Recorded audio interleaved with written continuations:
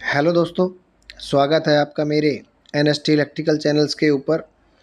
पिछली वीडियो में हमने जाना कि डीसी मशीन के कौन कौन से भाग होते हैं और वह कैसे काम करते हैं। उसी टॉपिक को कंटिन्यू करते हुए आज हम जानेंगे कि आर्मेचर क्या होता है और वह कैसे काम करता है। इसे जानने के लिए बने रहे हमारे वीडियो के अंत तक। और अगर आपने हमारा चैनल अभी तक सब्सक्राइब नहीं किया है तो उसे सब्सक्राइब अवश्य कर लें, जिससे कि आने वाली नई वीडियो के नोटिफिकेशन भी आप तक पहुंच सकें। तो आइए हम स्टार्ट करते हैं। यह हमारे पास एक डीसी मशीन का आर्मेचर है, जो कि आपको स्क्रीन के ऊपर दिखाई दे रहा होगा। आर्मेचर का क्या काम होता है? अगर जनरेटर के अंदर हो तो यह वोल्टेज पैदा करेगा, और यह अगर मोटर के अंदर है तो यह घूमने का टॉर्क पैदा करता है। आर्मेचर की शाफ्ट के ऊपर दोनों तरफ एक एक बेरिंग लगे हुए होते हैं, जो कि आपको स्क्रीन के ऊपर दिखाई दे रहे होंगे। यह बेरिंग इस आर्मेचर को बॉडी के अंदर लगाने के बाद घूमने में सहायता प्रदान करते हैं। उसके बाद हम देखेंगे कि इसके ऊपर एक फैन ब्लेड लगी हुई होती है, जो कि शाफ्ट के ऊपर फिक्स रहती है, जिससे कि हमारा आर्मेचर ओवर हीट होने पर वह उसे ठंडा करने में उसकी मदद करती है। उसके बाद देखेंगे कि यह हमारे आर्मेचर की कोर है, जो कि सिलिकॉन स्टील की पत्तियों की बनी हुई होती है, और इनका जो साइज़ है वह 0.4 mm से 0.5 mm के साइज़ में इन सभी पत्तियों को इंसुलेट करके आर्मेचर को तैयार किया जाता है, जिससे कि इसके एडी करंट को कम किया जा सके। उसके बाद हम देखेंगे कि आर्मेचर के अंदर आर्मेचर वाइंडिंग की जाती है, और वह वाइंडिंग इन आर्मेचर की स्लॉटों के अंदर से की जाती है। इसके अंदर वाइंडिंग करने के लिए हम सुपर इनेमल्ड वायर का उपयोग करते हैं। यह जो वाइंडिंग होती है, इसके अंदर दो प्रकार की वाइंडिंग होती है, एक लैप वाइंडिंग और एक वेव वाइंडिंग। अगर आर्मेचर में अधिक करंट की आवश्यकता होती है तो वहाँ पर लैप वाइंडिंग की जाती है। लैप वाइंडिंग की पहचान कैसे होगी? अगर आप मोटर के कवर को खोल के देखेंगे और उसके कम्यूटेटर के ऊपर 4 कार्बन ब्रश लगे हुए आपको दिखाई दे रहे हैं, तो उस समय पता चलेगा कि हमारे आर्मेचर के अंदर लैप वाइंडिंग हो रही है। और अगर आपके कार्बन ब्रश कम्यूटेटर के ऊपर 2 लगे हुए हैं तो वह हमारी वेव वाइंडिंग होगी। उसके बाद हम देखेंगे कि आर्मेचर के अंदर जो हम आर्मेचर वाइंडिंग करते हैं, करने के बाद जो हमारी लीड वायर निकलती हैं, जो कि कम्यूटेटर के ऊपर जाती हैं, उसके ऊपर हम एक कॉटन थ्रेड यानी धागा बांध देते हैं।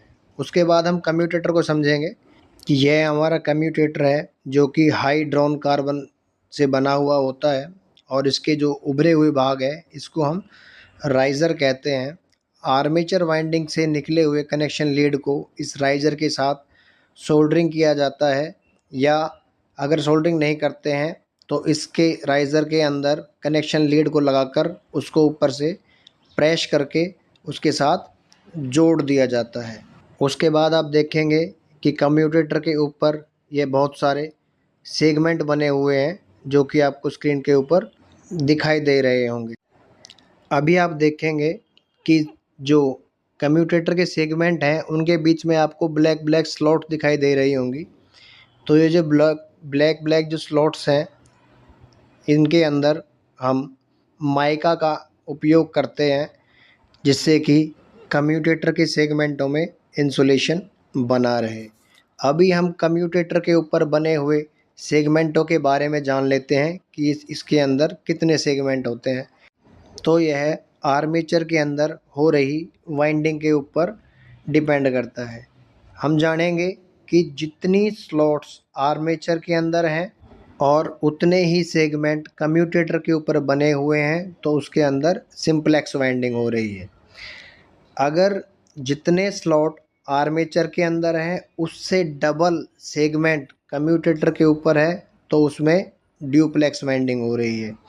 और जितने स्लॉट्स आर्मेचर के अंदर है उससे 3 गुना सेगमेंट्स कम्यूटेटर के ऊपर बने हुए हैं, तो उसके अंदर ट्रिपलेक्स वाइंडिंग हो रही है। तो जो हमारे कम्यूटेटर के सेगमेंटों की संख्या है वह आर्मेचर में हो रही वाइंडिंग के ऊपर डिपेंड करते हैं कि वह सिंप्लेक्स वाइंडिंग है, ड्यूप्लेक्स वाइंडिंग है या ट्रिपलेक्स वाइंडिंग है। अभी जो हमारे आर्मेचर के अंदर जो वोल्टेज पैदा हुई है वह हमें कम्यूटेटर के द्वारा मिलती है। अब कम्यूटेटर से वोल्टेज को प्राप्त करने के लिए हम कम्यूटेटर के ऊपर कार्बन ब्रश लगाते हैं। ये हमारे पास एक कार्बन ब्रश है जो कि आपको स्क्रीन के ऊपर दिखाई दे रहा होगा। यह कम्यूटेटर के ऊपर इस अवस्था में इसको लगाया जाता है। यह कार्बन ब्रश एक दूसरे के विपरीत दिशा में लगाए जाते हैं। यह कार्बन ब्रश कार्बन और कॉक ग्रेफाइट के बनाए जाते हैं क्योंकि इनका मेल्टिंग पॉइंट कॉपर की अपेक्षा बहुत अधिक होता है, इसीलिए हम इसका प्रयोग करते हैं। उसके बाद हम देखेंगे कि जो भी हमारी आर्मेचर के अंदर जो कॉइलें होती हैं, प्रत्येक कॉइल के 2 सिरे होते हैं।